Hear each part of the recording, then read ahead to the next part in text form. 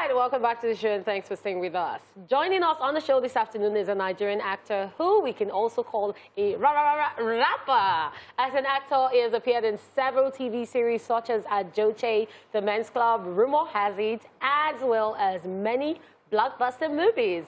Ladies and gentlemen, we have E to the F to the A, Efa Iwara in the building. Now you. Now you know. You don't find them. Superstar Efa Iwara. With this intro, I wasn't sure like who it was. Like, okay, so why? Like so much hype. Like No. No. Don't be like that. You I know deserve that you don't have it. imposter syndrome. I know. No, okay. I agree. All right, so Efa, a lot of people are fancying you to start with, and I know that for sure because every now and then I'm bumping into your conversation, and we've asked this question so many times on this show because I think there was a time like that you know, you were a crush, and we talked about you, and people were saying that which one do you prefer? Is it Efa the rapper or Efa the actor? And people were answering. And they were saying, oh, somebody said, oh, the actor. Another person said, so Efa, I'm putting it to you. As you started out as a rapper, in fact, I still stumbled on the Dami Crane's Open and Close.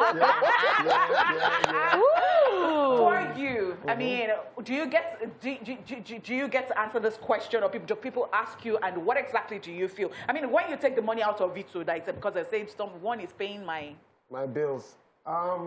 To be honest, and I'm being totally honest here, it's almost like a polygamous marriage or relationship. I actually love both equally. But the difference is with music, I am the director, the actor, script writer. I'm in charge of pretty much everything, you know. But with film, most of the stuff is in other people's hands. You're telling other people's stories, and for me, the beauty of that also is you get to do things that you wouldn't normally do. Because I wouldn't make a song about being a serial killer. But with film, I can be a serial killer, armed robber, I can be a guy that wears anklets on both ankles. On a bus, you know. So, I mean, so I love them both. Yeah, so I've been wanting to ask this question. Yeah. How did that transition come about? So the weird thing is, I've always been in love with film. I've always been in love with acting, even as a child. And growing up, the way that I grew up, we always watched movies all the time, have conversations with my parents, my dad especially, about film. So when I was acting, when I was rapping, my manager... Bayo Mishori. Just kidding. Yeah, my manager at the time, Bayo, because a lot of people don't know this, but I'm actually a very, very shy person. And I'm actually a stammerer. But a lot of people don't know this about me. And he said to work on your stagecraft, you have to try auditions, you know, because acting is another art form. So I started going for auditions, but I really didn't want to act. I just went there to try the auditions, see beautiful ladies. One of them was Catherine here. And then it caught on. I did one audition, and a director called Yemi Morafa, film boy, said, if I think you actually have a shot at doing this. So yeah, I started taking it more serious. In 2016, I just decided that, you know what, my record deal was up. The next best thing for me was to give acting a shot. Okay, so we've seen people complain after the lockdown, coming back out. It hasn't really been easy for them getting roles or acting and everything.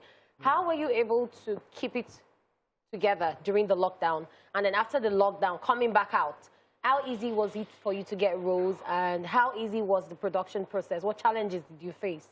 Two things. First of all, God. I think God has been marvelous. And second of all, I don't go out that much.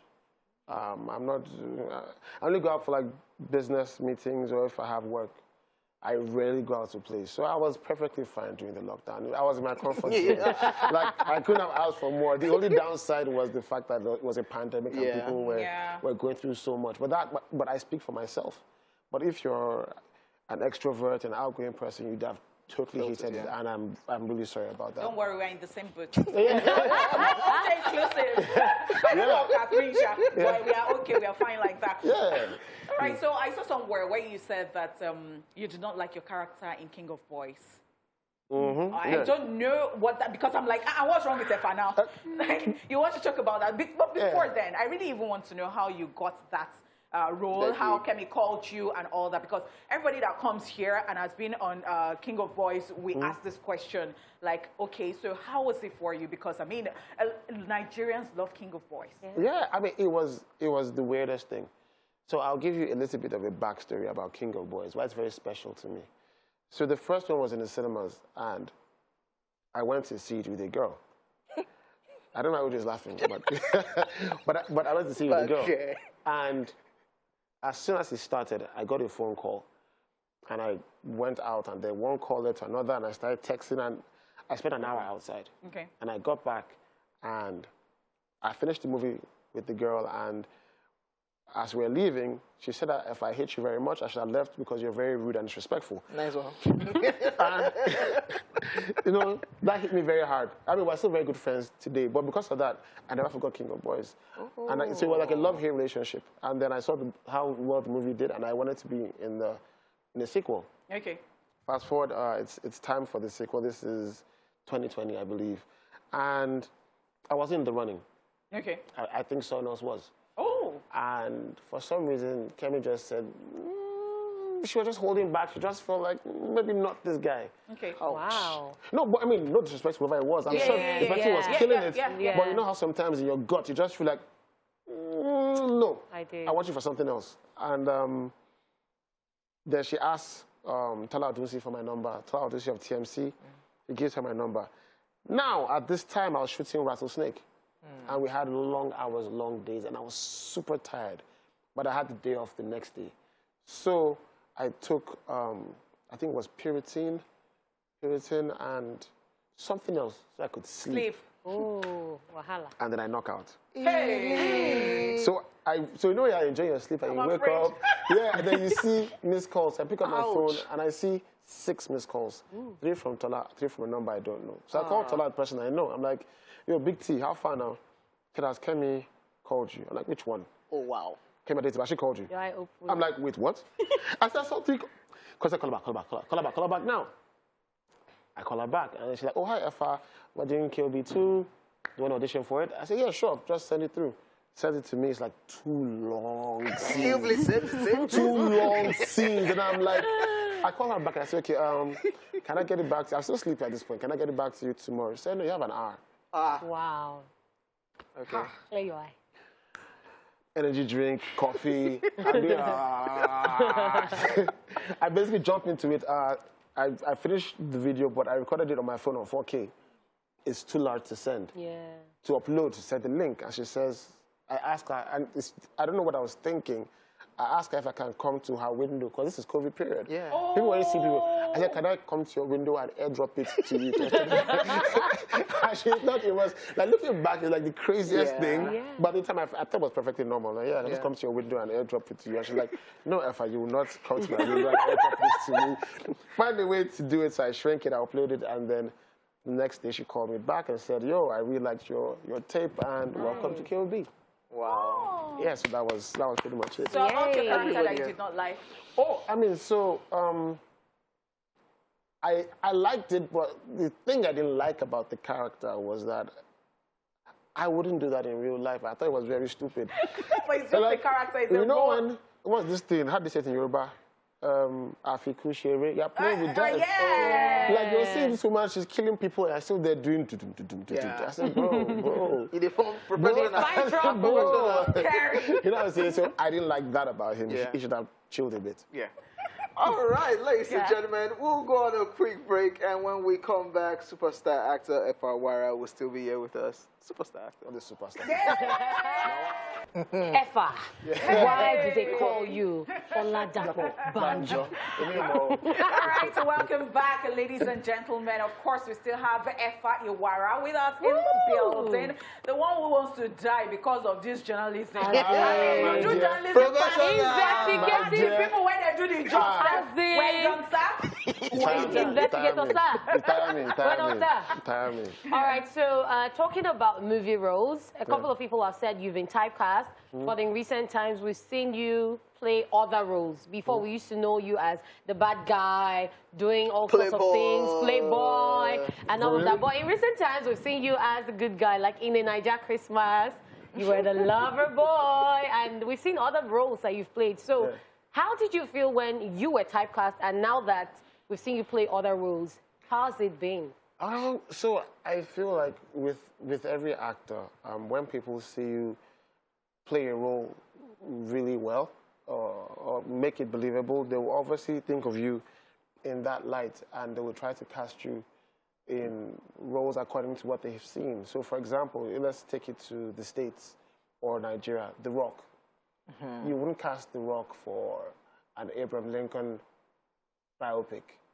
You cast him for action because that's what you've seen. In Nigeria, you look at Jim Ike, they always call him the bad boy. You know what I'm saying? Like, you probably cast him for one of those bad boy roles. So I feel like what I have been able to do is with every year or every 2 years, I try to make a conscious effort to try to show people a different side to me, to show that there's range. I'm happy that people are actually taking notes. It makes me very happy. Okay. Looking at your journey so far, what would you say to people out there who are saying, oh, Starboy Efa, we want to be like you. We want to transition from music to acting and all of that. What would you say? I would say don't want to be like me. I would say want to be better than me. Nice. You know what I'm saying? Like, I don't, there's so many people that I admire. You know, I admire people like Banky W, Wizkid, D'banj, Two-Face, Ramsey Noah, but I never want to be like them. Okay. I want to be better than them. I want to be the best version of myself. And I hope that anyone who sees me and likes what I do aspires to be better. Always be better. Okay, now we've talked to Efa, the actor. Let me touch on music briefly. Yeah, Onipo talked about your collaboration with Demi Crane, Open and Close. Yes, I remember, because I think I still have it on my phone, your Waka EP. Yeah, with Bigfoot. Yeah, with Bigfoot. Yeah, then you had a collaboration with Plantation Boys too. Yeah. Is there a possibility? Because that possibility because you know, in Men's Club or something, you had this with Ayola that you did. So is that possibility? I mean, so very true. Continue and help me. But yeah, pick it up from there. Music. Music, a comeback, proper. So to just cash out briefly. So that's the thing. I feel like, so for me with music, there are two things involved here. First of all, I never really stopped making music. At least every year, I record at least one song that I record for myself and my family members. And then when they call to my house, I'll probably bore them. I say, yo, I just recorded this song. Like, what do you think about it? You know, there's that side. And then the second side is, I feel like even if I want to make music now, I don't have the burden of making music for a living, which is a good thing, and I'll explain. When you're a musician and you're signed to a label, you have bills to pay. When they shoot a music video, let's say shoot a video for 2 million, you have a car, a house, you want to do appearances, promotion, you want to wear a gold chain. That's like 10 million naira bill. Bam. Sure. But now that I'm an actor, I'll go to the studio, call Bigfoot, guy, we'll do jam now. I record the song, put it up for distribution. If people like it, cool. If they don't, cool. So really, I want to take a cue from that quickly. So you see the craze that's been going around, people saying that, oh, they are under pressure, Yahoo is on the rise. You see, that's the 3 boys from Delta to Benin and all that they want to. And then people have been blaming celebrities too. They say that, oh, because of the things that they come to display, and these people are just looking up to them, role model and all that. So, number one, I like that you said that you did not want to be like those people. You just admired them. But now, talking about the gold chain and all that, now that you're an actor, you go for premieres, and we know that premieres these days, they are saying, oh, it is themed and all that. And I know, I've seen Efa and he dresses well. Bespoke. Very well. Bespoke. Not every time. Who be this? Which one every time? Something like I wear t-shirt and jeans. So wait, calm down. So you're going to tell me about the pressure. What's that pressure? Then why are you not doing Yahoo? Okay, so I remember when I was in uni. You thought about Yahoo? Of course I did. Oh, really?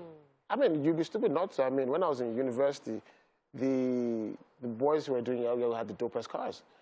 All the girls loved them, you know. So you'd always look at them and think, it's like myself. That's I go. Nobody to press key, use fit mouth, you know. And I remember that even though I had a car, it was a Corolla. It was an old. I think this Corolla was from like 1940 something. maybe Lord. You could not catch any girl. Maybe Lord Lugard used it to the airport. The classic. No, but that's the thing. No, but also, with the way I was raised, the kind of family that I'm from, I'd rather die than commit a crime. Because my mother, like, she would die. No jokes, like, my mother would die. This is not even like play. And I wasn't raised that way. And I have friends who have always, and I still have those same friends till now, who have never, it's never really been about that. Like, when I think about money and stuff, I think about it for my future family. Like, how do I raise a son or a daughter? And then they say, oh, how did you get here? And I can't tell them. My dad told me his story. I can relate to it. I want to be able to tell my kids, this is what I did. Now, if you're out there scamming and stuff, my G, I mean, who am I to tell you what to do? Everyone has their life to live. I try not to judge. But I personally would like to stand for something better, do my best. I'm not perfect, but if I can avoid scamming people of their money, I'd rather do that. Now, to the issue of pressure. Pressure. That's on you. I have colleagues who drive better cars than I do, but I've not for once looked at them and been jealous or wanted. I have a car, it moves me from point A to point B. I'm happy. There's AC. Guys, AC is key. AC is key, you know what I'm saying? Once it has a good AC. Yeah. The AC is okay. Point A to point B. Point is moving, there's nothing, you know? But also, I worked hard for that. I worked I remember entering buses, going to set. And when I saw people driving cars, I wasn't envious. I was inspired. I was just like, yo, man, I can't wait for me to get my own car. My mom came to see me the other day. I hadn't seen her in a long time. And we're just talking, and she was like so happy for me. And I'm like, Mama, this is just the beginning. We'll just wait. I never even start. I never even start. But she reminded me of something. I remember when I was trying to get my first car. It wasn't the most beautiful car in the world. But she sent me some money. You know what I'm saying? And then when she sent me the money, it wasn't enough. She still squeezed out something else to send. You know what I'm saying? So I'm grateful for that, and I'll never forget that. So be content. Strive for more, but be content. Oh, that's really amazing. Efa, the motivational speaker. No, I'm just being real. See, Efa, you said something earlier. You said you have stories to tell your children. You've told us one, and I'm sure every day of your life you would tell them a story. Yeah, I'll always tell them that. All always right. tell them stuff. Thank you so much for coming. It was amazing having you here. We learned a lot from your story. Thank you so much. Thank you so much. Wait, also, I just want to tell you guys, I'm dating now. Ooh. Liar. And I'm dating. Who is the person? No, Dukwe. Who is a Dukwe? Dukwe Sani. Okay. that is news. Yeah. Oh so my you guys look for her, Dukwe Sani. Breaking news. Efa has a girlfriend now. Everybody has been asking, is Efa married? Is Efa married? No, I'm dating. I have a girlfriend. That you keep doing stuff with. So that's the funny thing. Efa is just my former neighbor. Okay. And we're just cool friends. And I'll go on YouTube and say that Yes. this is what you have said. Yeah. No, fantastic. So Dukwe Sani, I can't remember her IG handle. But no, please. And also she works at TVC. So if you can't find me, find her. Yeah. Okay. All Love right, you, baby. guys. Thank you so much, Efa. Now the ladies know not to bother you anymore. Yeah.